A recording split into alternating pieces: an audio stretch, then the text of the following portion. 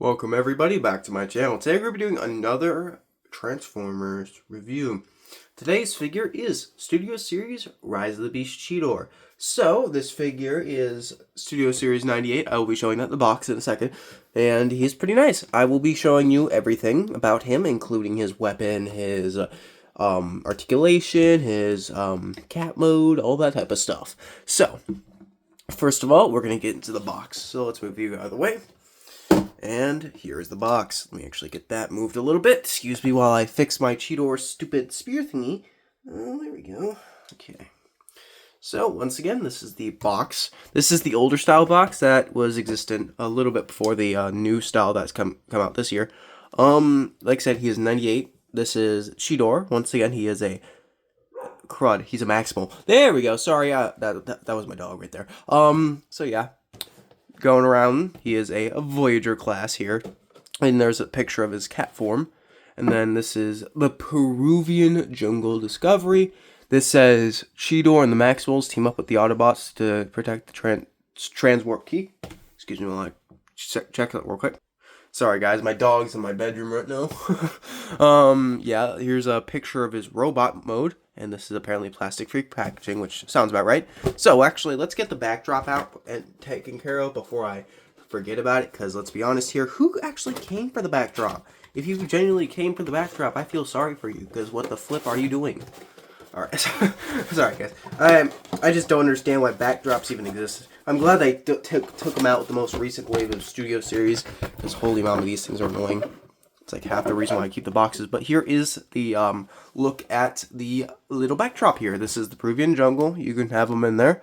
Relatively well sized, so you can have them in there. You could have maybe a couple figures in there. You probably have like a deluxe and Cheetor in there. Maybe you have like a fight scene with him and Scorponok.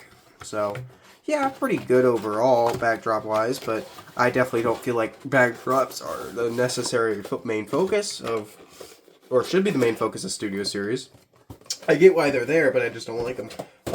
Alright, so now we're going to get to the figure himself, because that's the reason why we came here, right? Alright, so, starting off with the head. Let's get that up there real quick. My new tripod's kind of weird and goofy, so, yeah, it's kind of shaky as well. So, looking at the head. This is what his head looks like. It's dark, so it's kind of hard to see it. But he does have green eyes, which is pretty nice. He looks good overall. Just actually zoom out a little bit. He's a little bit too close now. He does have the maximal symbol on his chest there. He has some weird looking shoulders. And let's actually keep going down. He also has some nice legs. Oh, there goes his knee. Yeah, pretty nice. Let me actually zoom out a little bit more. He does also have his little cheetah claws there too, so you can kind of have that as like a sort of like a defense weapon, I guess, or something. You can kind of scratch someone with that, but yeah. Weapon's pretty nice too, but I'll go into that in a second. And yeah, going around back, we have his tail. You can have that oriented however you want. You could have it fully to the ground. You could have it up like that, like how I have it. But yeah, he also does have kind of spots all over his back there, so that's pretty nice. And then he does have storage for this, which I'll show in a second once I actually show the weapon. But yeah, pretty nice. And then for the weapon, this is two separate pieces. It is a staff sort of thing, and you can kind of use it as like cannons in his robot mode if you want, but not his robot mode, his alt mode. But yeah, so it's pretty weak separation, as you can tell by the fact I was kind of bending it just by like touching it. So you can put this on the back here. So if you want to have them like with a weird look, if you want, or you can do this the other way too, but this looks funnier. Kind of looks like looks kind of goofy, but yeah. Alright, so that's it for the weapon. Now, we're going to get into the articulation, then we're going to get to the size comparisons. Alright, so, the articulation. Head is on a ball joint. It moves 360 degrees around. It goes a little bit up, a little bit down. Shoulders, you can spin those all the way around like that. You can go up. You can go even further. Actually, no, never mind. Okay, I thought you could move these a lot more. But yeah, there is a bicep swivel. There is an elbow bend. It's only 90 degrees, unfortunately. And you do also have hands that twist like that. So that's pretty nice. And then for the torso, you can spin this around. You do have to kind of put this up a little bit, though. So you can do that 360 degrees. And then the legs are kind of goofy. But yeah, as for the legs, you can go pretty far up. You can do a pretty high kick. And then you can go far up there too. Jeez, okay, I did not mean to dislocate his knee, but yeah, you can go pretty far back too as long as you have this all the way up.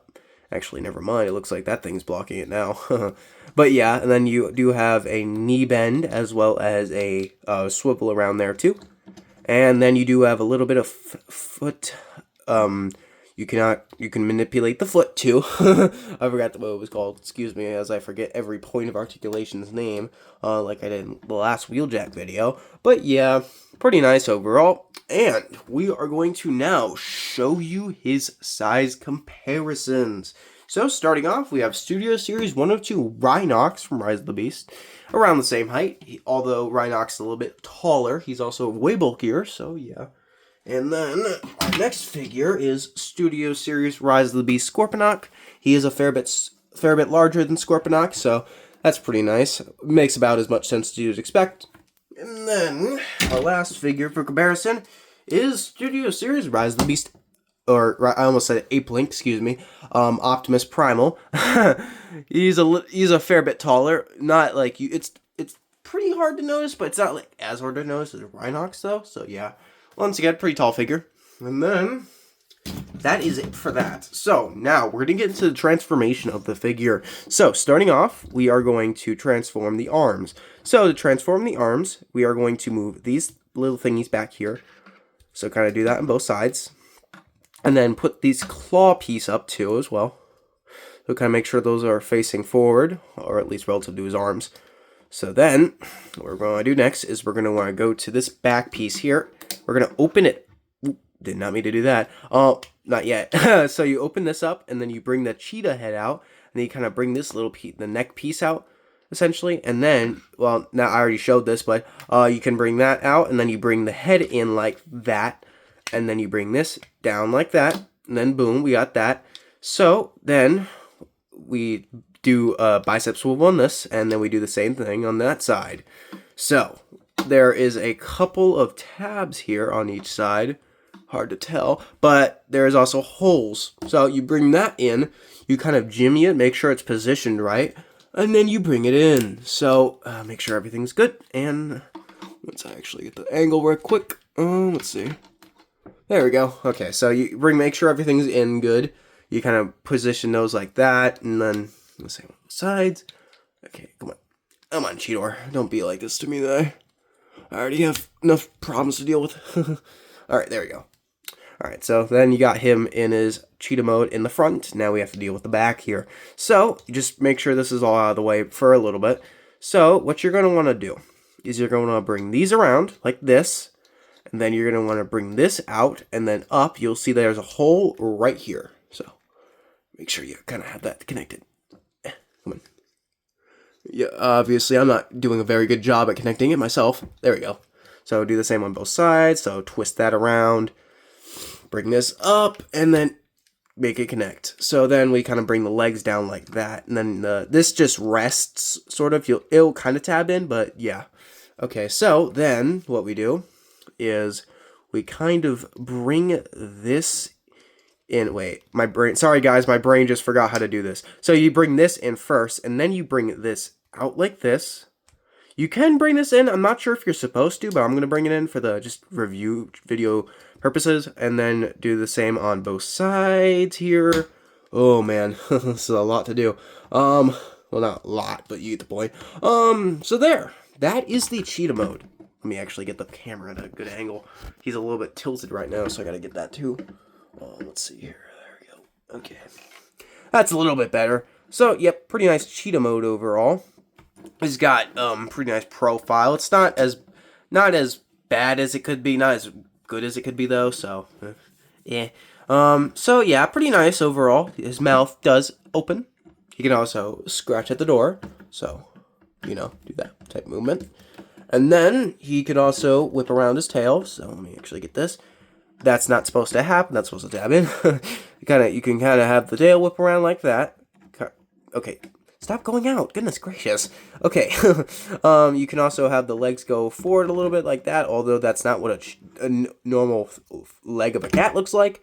But yeah, pretty nice figure overall. So yeah, that is it for the video. I'll see you guys later. Bye.